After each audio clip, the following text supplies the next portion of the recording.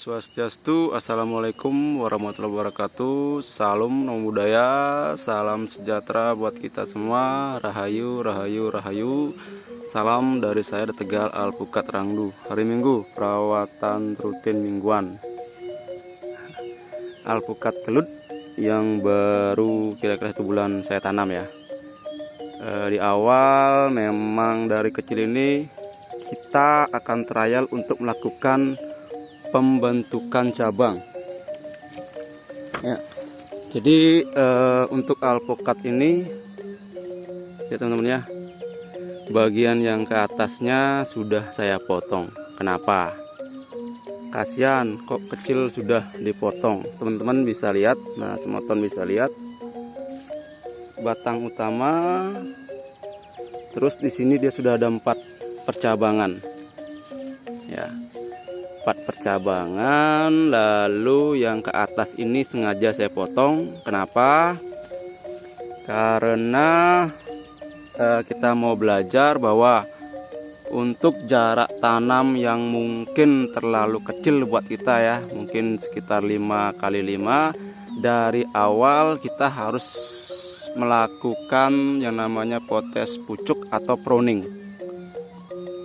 Di alpukat itu ada beberapa tipe pruning ya, ada yang open face, ada yang 1 cabang, terus ada yang kombinasi antara open face dan 1 cabang.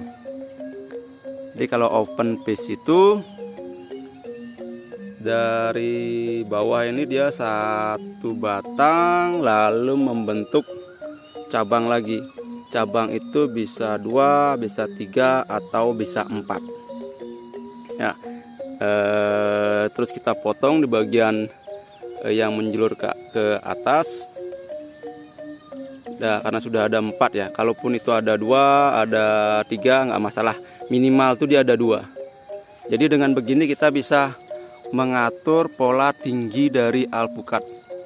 Ada kelebihan dan ada kekurangan dari masing-masing tipe ini ya, pruning alpukat itu. Kalau teman-teman yang saat ini memiliki alpukat yang menjulang tinggi sekali, itu kemungkinan dia akan banyak bawa buah. Tapi kalau dilihat dari mungkin luas areal yang kita tanam, dia akan menghabiskan space yang begitu banyak, karena ketinggi dan jarak tanamnya itu harus jauh-jauh juga.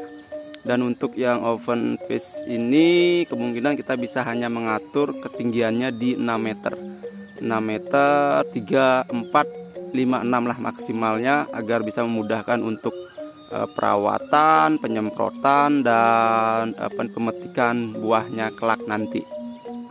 Masing-masing ada kelebihan dan ada kekurangan. Lalu untuk tipe yang lain bisa teman-teman mungkin coba nanti di di kebunnya, disesuaikan dengan jarak tanamnya, lalu mau seperti apa alpukat itu ke depannya. Karena kita tahu alpukat biar tidak ada salah salah kaprah di lingkungan kita, bahwa alpukat sambungan itu tidak bisa tinggi, terus alpukat lokal itu cukup tinggi. Jadi semuanya itu tergantung dari sistem ininya teman-teman, pruningnya ya.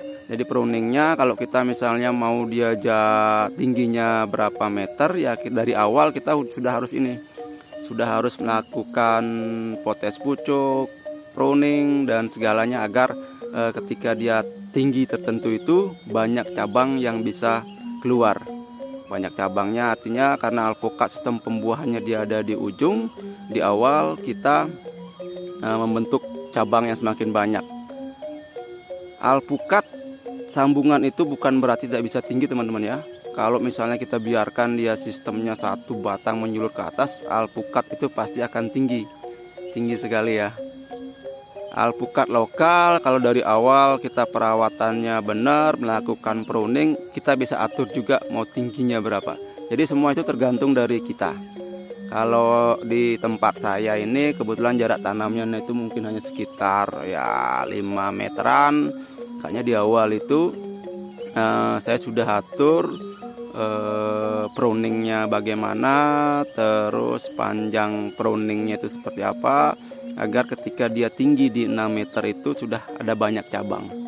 Jadi teman-teman, kembali lagi kepada teman-teman, nanti mau sistem apa yang mau digunakan, apakah mau menjulang pohonnya tinggi, atau kita lihat bisa di YouTube itu di sistem pertanian modern di luaran itu alpukat itu paling tingginya hanya sekitar 6 meteran ya, 3, 4, 5 sekitar seperti itu.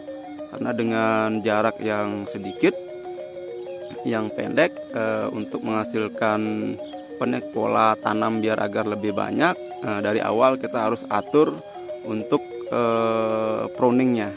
Jadi di awal seperti itu. Terus teman-teman yang mungkin jarak tanamnya antara 4 atau 5 itu kita atur dari awal agar dengan mungkin lahannya sempit, kita atur di awal untuk nanamnya jaraknya berapa, dan sistem prowningnya yang kita atur. Sistem prowningnya kita atur seperti apa, biar ketinggian tertentu ya dari awal kita atur. Artinya tidak perlu kasihan dulu, harus kita rela, karena kalau tidak seperti itu akan susah nantinya ketika sudah besar. Dan fungsi pruning itu ketika dari batang itu, maka nutrisi yang ke bagian atas itu akan stop. Nutrisi bagian ke atas itu akan di stop, batangnya dia akan membentuk batang dulu, setelah itu maka akan disalurkan ke samping-samping ini ya, samping cabang-cabang ini dari batang utama ini. Jadi arah pertumbuhan yang ke atas itu kita stop, batangnya itu akan besar dulu dan akan mendistribusikan makanan itu ke cabang-cabang yang lain. Nanti seperti itu juga teman-teman, ketika batang ini sudah mencapai tinggi tertentu, kita lakukan potes pucuk. Cabang-cabang yang ke arah tengah ini akan kita potong. Jadi nanti kedepannya itu di bagian tengahnya itu akan kosong, dia akan semakin melebar ke samping ya, lebar di samping dan tidak ada bagian ke tengah untuk memudahkan cahaya itu masuk, sirkulasi udara masuk, dan akan terlihat begitu estetik nanti ya. Mungkin kalau saat ini belum terlihat, 1 atau 2 tahun ke depan pasti akan terlihat. Oke teman-teman, sekian dari saya sharing hari ini. Kita lakukan perawatan itu dari kecil, mana-mana yang harus kita potes, mana-mana yang harus kita hilangkan cabang-cabang yang tidak berfungsi nanti, biar nutrisi itu berfokus pada bagian-bagian yang penting ya. Oke, sekian dari saya. Maaf tadi agak kepencet. Salam dari kami di Tegal Alpukat Rangdu. Ayo teman-teman yang punya lahan silahkan dimaksimalkan agar kelak bisa menghasilkan, meningkatkan taraf hidup keluarga. Jadi ayo bareng-bareng kita berusaha saat ini ya, untuk kedepannya nanti agar taraf ekonomi keluarga, dan ketika kita tidak bisa bekerja lagi, sudah ada sesuatu yang menghasilkan. Sekian dari saya, salam dari Tegal Alpukat Rangdu. Rahayu, rahayu, rahayu, sukseme.